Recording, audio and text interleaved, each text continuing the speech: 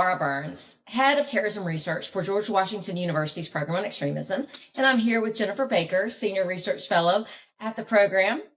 We are here to continue explaining the history of Hamas in the United States and abroad. And we wanted to take a minute to remind everyone that this series is chronological, and it is essential to start at the beginning of the series with episode 1 in order to get a full understanding of this decades-long, very complex conspiracy. That's right, Laura. So when we last spoke, the Hamas political bureau leaders had been exiled from Jordan in 1999. That's right. We covered a lot, actually, in the last episode when you think about it, including many of the things that happened between 1997 and 1999. But, before we move forward, I want to go back to 1997, just for a minute. The HLF had put together a fundraising call back in late 1997, and we didn't have time to talk about that in the last episode. But I do think it's important to take a minute to discuss it. Okay, what was the call? It was a conference call hosted by the HLF where, attendees could dial in. Like, we didn't have Zoom back then, right? And so people would dial a 1-800 number and dial in. And it was hosted by the HLF, and several prominent Hamas and Muslim Brotherhood leaders spoke on the call. It was dated, I had said late 1997, but it was dated January 31st of 1997. Okay, who were the Hamas and Muslim Brotherhood leaders at that time? On the call, the first guy was a guy named Mohamed El-Mezain, and then we had also Muslim Brotherhood leader Kamal al-Halbawi and Hamas leader Mohamed El-Mezain. And who were they? So Mohamed El-Mezain was a Hamas leader in the West Bank, actually in Nablus, and he was also, at the time of the call, a senior leader in the Nablus Zakat Committee. And we know, we've talked about that before, that the Holy Land Foundation provided a lot of funds to the Nablus Zakat Committee. Interestingly, Mohamed El-Mezain went on to become an official Hamas parliamentarian. So he's very important to Hamas, but he is now deceased. At the time of this call, he was, again, a Hamas leader in Nablus and also a leader in the Nablus Zakat Committee. Oh, and he was a fundraiser for the HLF. We found in search warrants that we'll talk about later, we found a list of overseas speakers who raised money for the HLF, and Mohamed El-Mezain was one of them. And interestingly, I just keep thinking of things. He was also one of the 1992 deportees to Marj el-Zawar, Lebanon. Remember when Israel deported the Hamas and PIJ leaders that we talked about? And the HLF was one of the first to support those deportees. Well, Mohamed El-Mezain was one of them. So the HLF had a long-standing history with Mohamed El-Mezain. And Mohamed El-Mezain, who was he? So I think he goes by Mohamed El-Mezain, and he was one of the HLF's overseas speakers, fundraisers, but he was a senior Hamas leader from the very beginning and also a senior leader in the Islamic University of Gaza. Remember, we talked about that university. That was one of the first entities that the HLF funded in Gaza, and they talked about it in the Philadelphia meeting. It was part of Hamas's infrastructure there in Gaza, very important to it. So he was one of the senior leaders there as well. So yes, we've spoken quite a bit about the Islamic University in Gaza. What was this call about? So this call, I think it was during Ramadan. So they were having kind of like a call where people could come together and listen to these speakers. And they spoke about the Holy Land Foundation and the good works that it did. And then they moved on to talk about things that were very interesting. They went on to talk about the advancement of Islamic movements that had liberated themselves from nationalism and secularism. And what they're really talking about here is Islamism as opposed to Islam. We've talked about the difference between those two. They then discussed violent uprisings and said, quote, "It is true that there were revolutions and rebellions, but there are now martyrdom." And in this context, martyrdom is dying for the sake of the cause. And so then Hilbawi went on to state, "We can also say the Islamic world is undergoing a stage of changing from weakness to strength and to the love of martyrdom.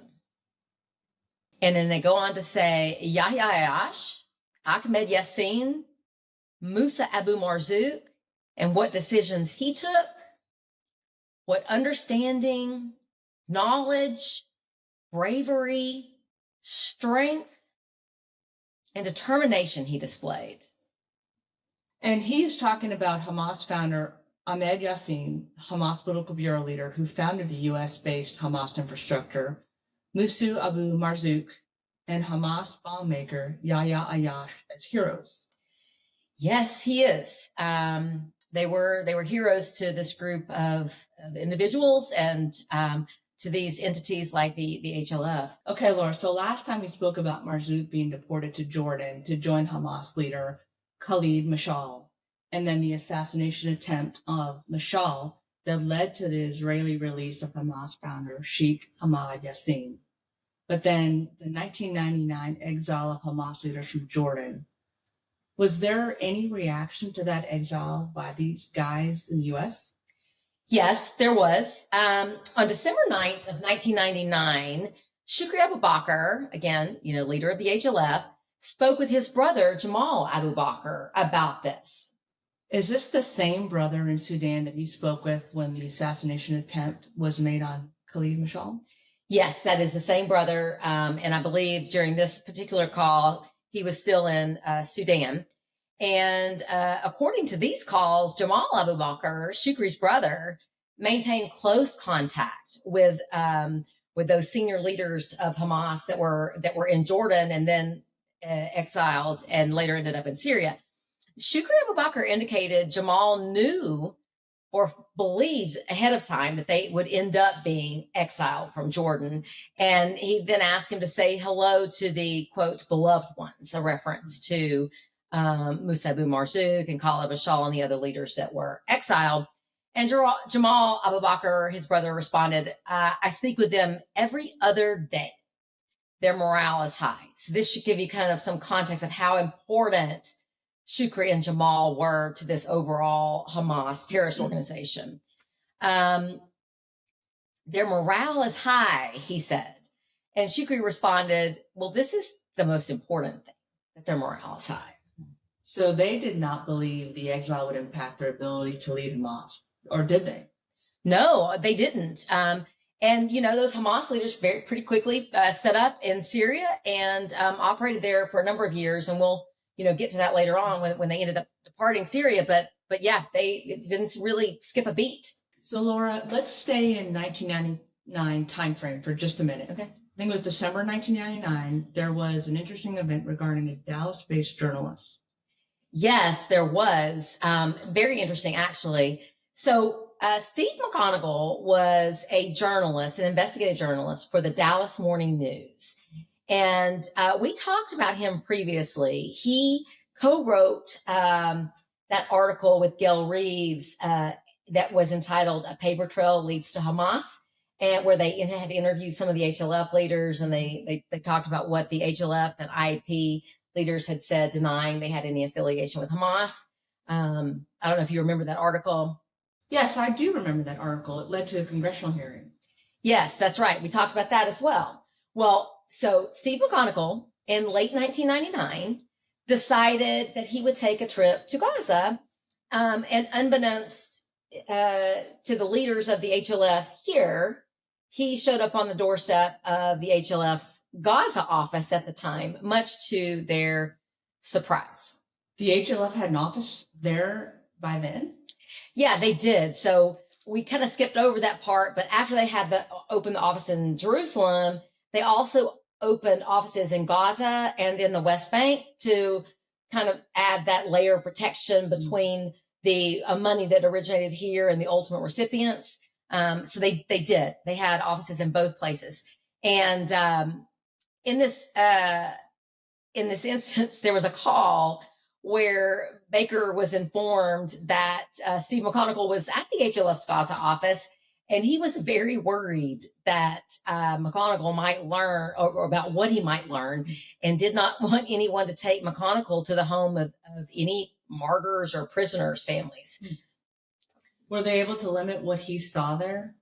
From what I can tell from the evidence that was put forth in the HLF trial that we'll talk about later, yes, they were able to kind of surround him with a little bubble and keep him from seeing things that they did not want him to see.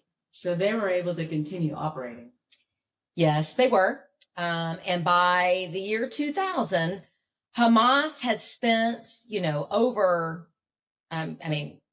decades radicalizing people within the Gaza Strip and the West Bank. However, the United States and President Clinton at the time continued to pursue a solution for a Palestinian state, despite all of the attacks that Hamas and PIJ had carried out, and despite Hamas radicalizing a large portion of the population. So they continued to pursue this solution for the Palestinian state, and President Clinton arranged a summit called the Camp David Summit. Some of us may remember that, but attempts to make progress there at the Camp David Summit failed.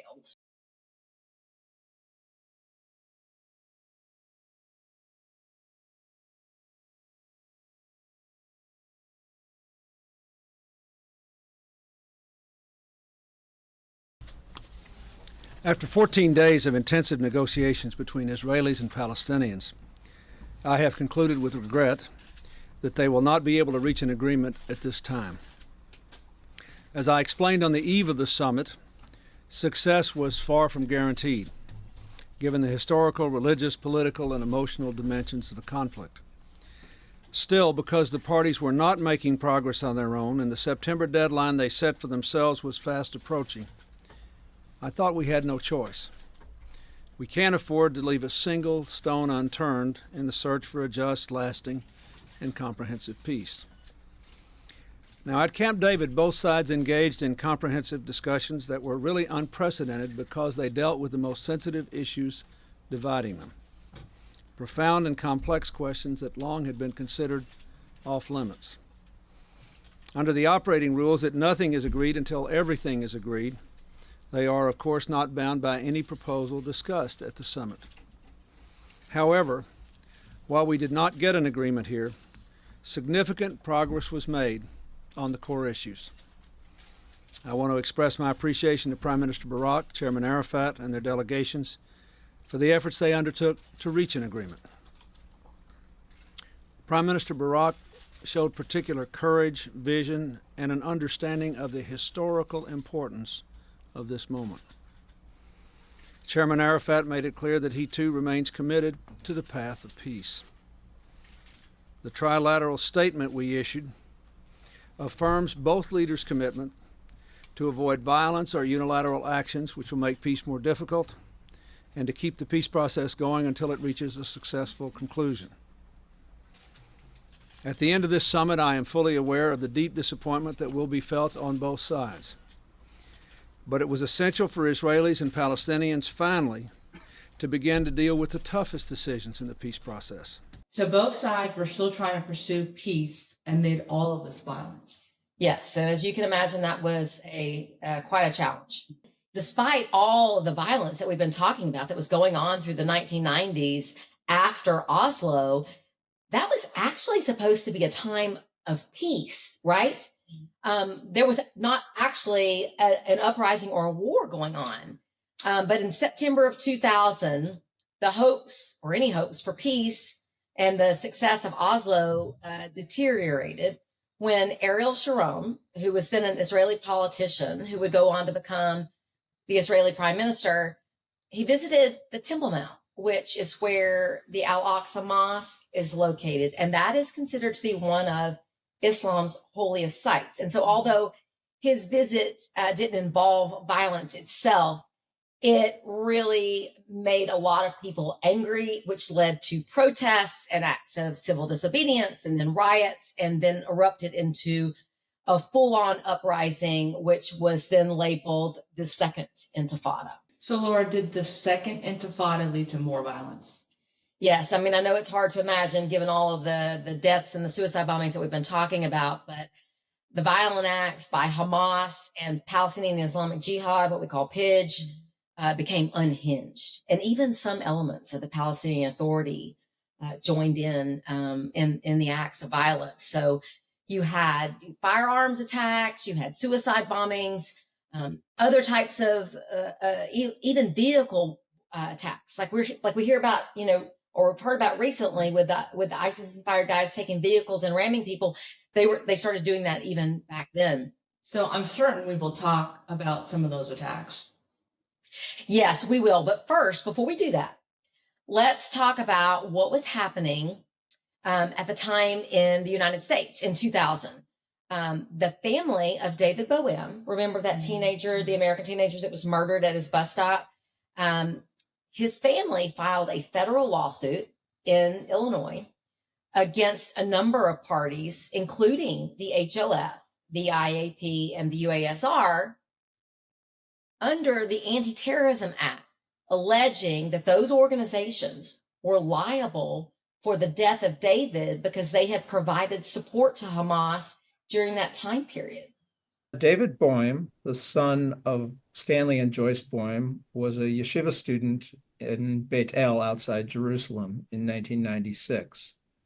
That murder by Hamas of David Boim resulted in a lawsuit brought by his parents, Stanley and Joyce Boim, in federal court here in Chicago under the Anti-Terrorism Act.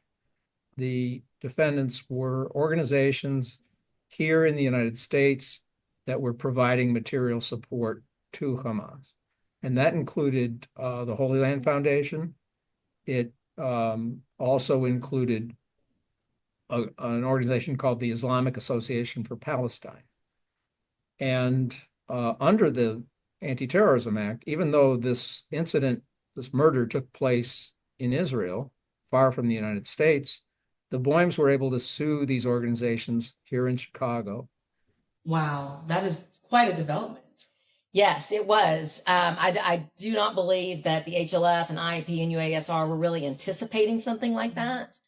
And, interestingly, Shukri Abu Baker, who was the executive director of the HLF, and Mohamed El-Mezain, the chairman of the board of the HLF, once that lawsuit was filed, they recognized that they would have support from a number of their friends. They had a large group by this point in the United States. But Shukri Abu Baker worried about what was going to happen when that civil case evolved into the discovery phase. So, Laura, when you say discovery phase, you're referring to documents and evidence that each party to a lawsuit has to produce to the other party for review. And then the court orders the discovery, so the parties are supposed to comply. Yes, that's exactly right. So there, when you have criminal trials, the government and the defense have to produce discovery, but it's the same thing in a civil trial, right? So the defendants were going to be forced to produce documents and evidence in the discovery phase of the trial. And this call in May between Shukri Abu Baker and Mohamed El-Mezain, that shows where they kind of discuss that the Boim family lawsuit. And Shukri told El-Mezain, the only thing they want is what they call discovery. They want to gain access to our books. So and this is Shukri talking to Mohamed El-Mezain, I sent you yesterday the minutes of the last meeting we held, Abu Ibrahim. Abu Ibrahim is the nickname of Mohamed El-Mezain. Ibrahim is his oldest son, so father of Ibrahim. So Shukri says, Abu Ibrahim, you have a lot of papers in Arabic, right? Meeting minutes and stuff like that, he's asking him. Shukri then went on to speak in code and suggest that Mohamed El-Mezain give those papers to a street vendor. In other words, get rid of that stuff before we get caught with it, right? And Shukri goes on to say, when he's talking about what to get rid of, to give to the street vendor, anything in Arabic. This is going to be important later. Then Mezain insists that their papers are clean. But Shukri is a little bit worried still. He persists and says, anything, meeting minutes and stuff like that, all of it, because we approve the English only, Abu Ibrahim. Do you hear what I'm saying? So he's clearly, passing that message. Are you getting what are you picking up what I'm putting down? Do you understand? Get rid of it. And this is going to be important later. And, you think back to the Philadelphia meeting, right? Different message to the American public than the Arabic and Palestinian community. So it's the same thing. It's like the Arabic version. No. That's amazing because it's a crime to destroy items that are subject to rules of discovery. Yes, for sure. I mean, it's a violation of the law. So, going back to just in general what these organizations were doing during this time period, the HLF continued to support a number of the Hamas social infrastructure organizations in Gaza and the West Bank. And they funded a school that was administered through the Islamic Charitable Society of Hebron. We talked about that in the Philadelphia meeting. We've talked about that before. The Islamic Charitable Society of Hebron was part of Hamas's social infrastructure, and they ran a school. And I want us to take a look at a video from that school. وما زالت تنبت من الأبطال الأشداء الذين كانوا ولا يزالوا يسومون هذا العدو سوء العذاب بعملياتهم الفدائية وأرواح استشهاديهم الأبطال قائمة طويلة لا مجال لحصرها، ولكن نذكر منهم المهندس الشهيد البطل يحيى عياش أبو البراء.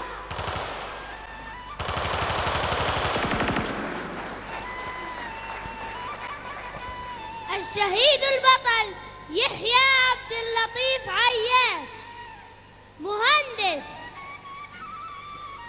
مدرسة جهاد ومقاومة، مهندس كهربائي طور أسلوب الهجمات الاستشهادية ردا على مذبحة المسجد الإبراهيمي في الخليل. ومن أقواله: قد أكون المهندس الأول ولكنني لست الأخير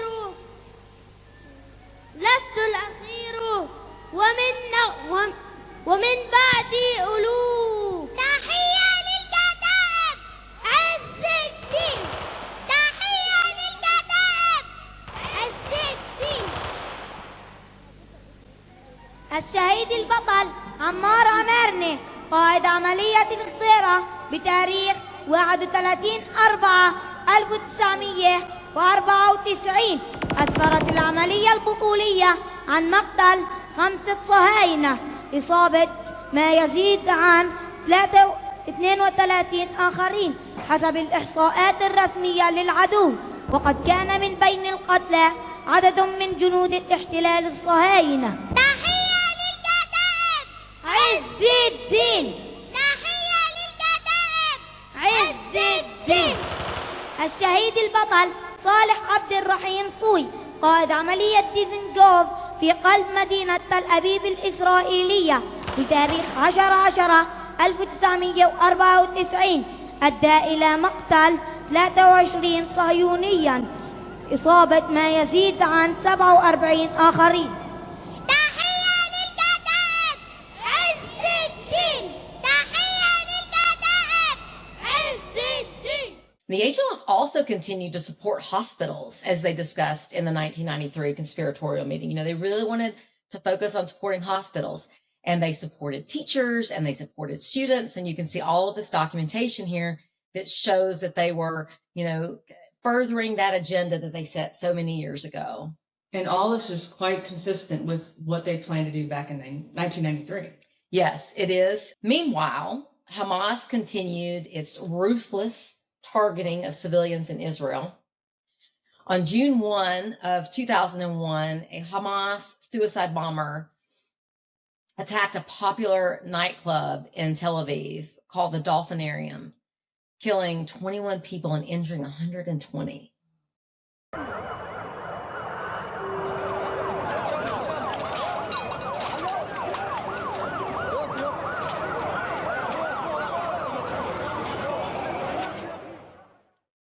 And this is a nightclub where people are going to dance and have fun and relax. It's just unbelievable. Yes. And, nightclubs, and then very shortly thereafter, in August of 2001, they attacked a Sparrow pizzeria where they killed 15.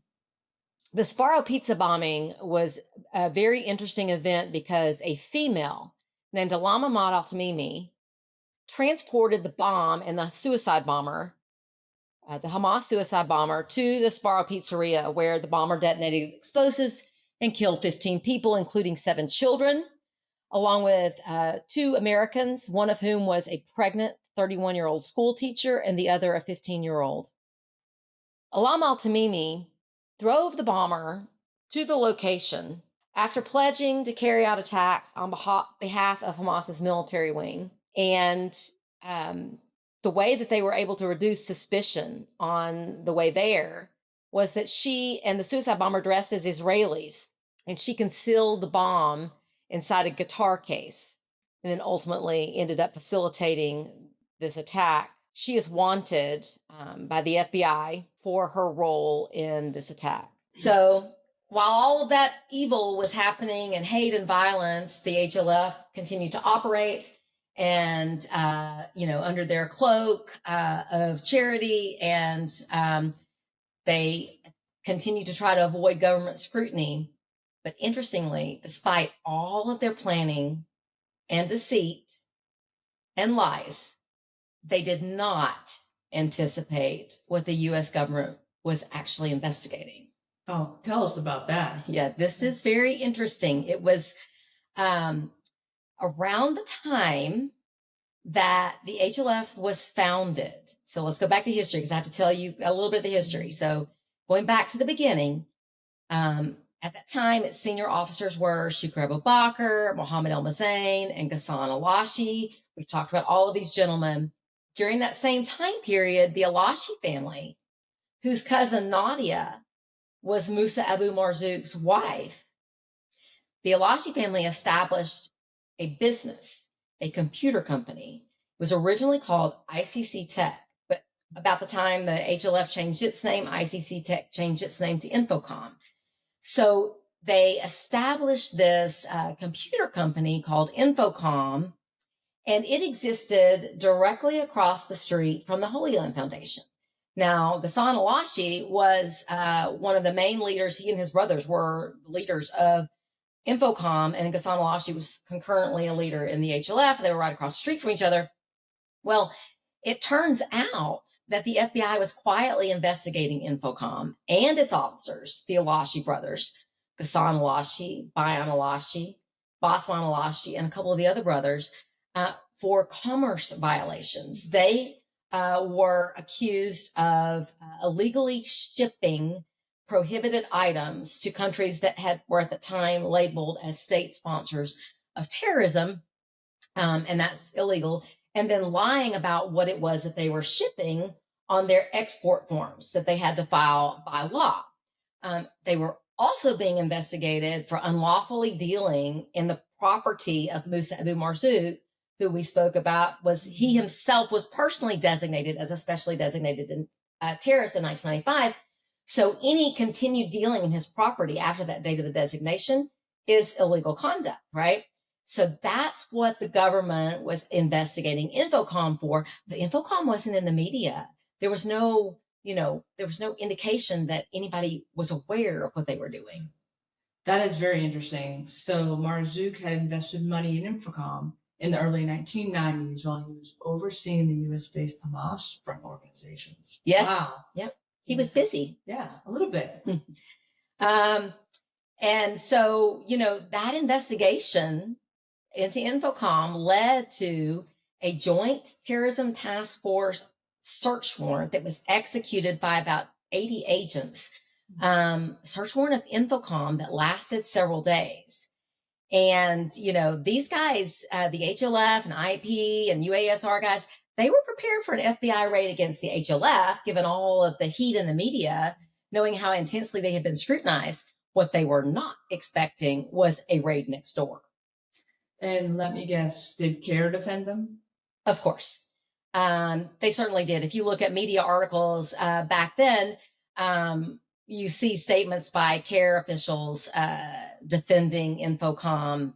And, let us remember Ghassan Alashi of the HLF and Infocom, who also held roles in the IAP. He was one of the attendees at the Philadelphia meeting in 1993, along with CARE founder Nahad Awad, where they planned to, frankly, create CARE and lie to the Americans.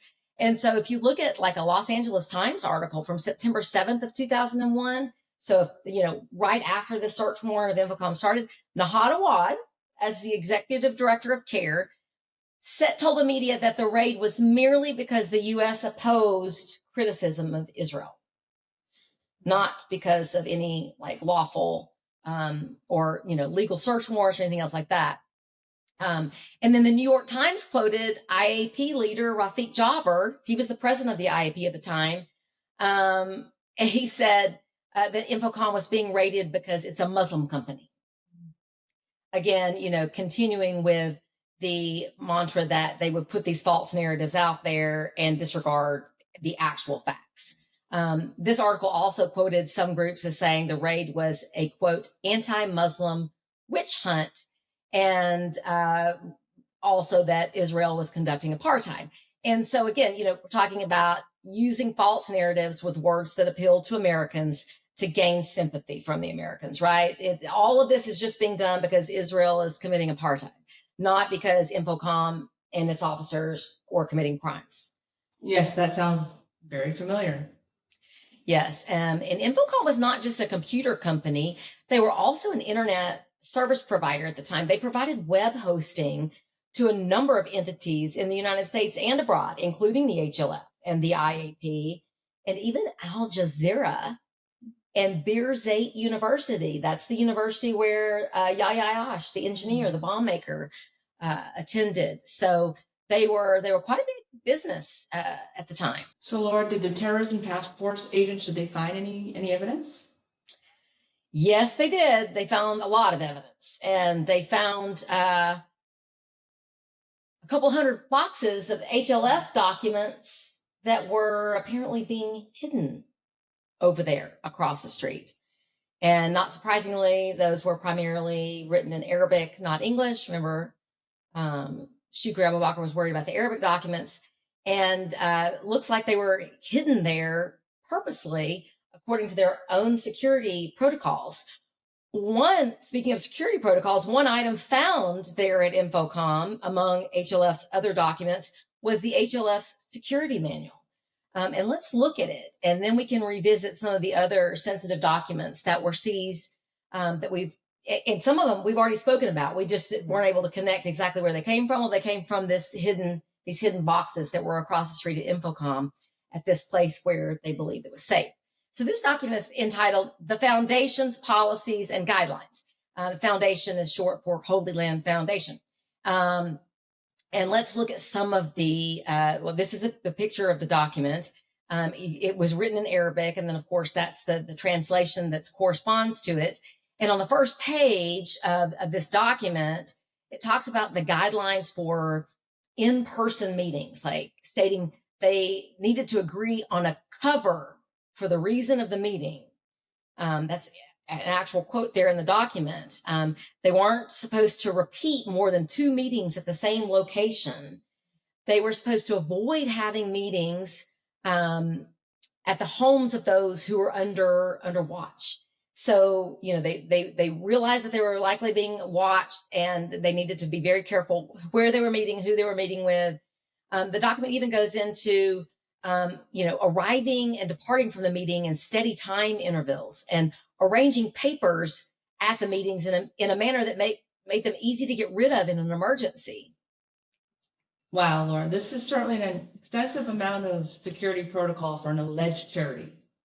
Yes, and it goes on. There is a section in that document, and we'll show it here, that talked about classifying documents in categories such as general, limited, private, and very private. And there was a coded numbering system that corresponded with the classification of the document. So you can see that, number 2 here is the coding system for private documents. And interestingly, the number 2 is at the top of the front page of this security manual. Okay. And I've read this document. It's very long, very detailed, and it talks about traveling undercover, hiding documents. They say hiding them good. Right. It also defines when it is permissible to speak on the phone or even fax somebody. Yes, it was quite detailed document going over a number of different things that they were and were not allowed to do and how they were allowed to do them. And they specifically noted that exposed people, meaning those that were suspected of being part of Hamas, they were to keep apart and separated from the ones that had not yet been exposed as part of this Hamas infrastructure. Very interesting. So, Laura, what types of other documents were found secreted at Infocom? Well, there are a lot of very interesting documents, and most of them, again, were written in Arabic. And we can take a look at a couple of them, but just, again, remembering how Shukri Abu Baker told Mohamed El-Mezain, you need to get those Arabic documents out of your office. Well, that's, a lot of these were in Arabic. And here's one. It was a thank you letter from Abdel Aziz Rantisi's wife for the HLF who had sent them money.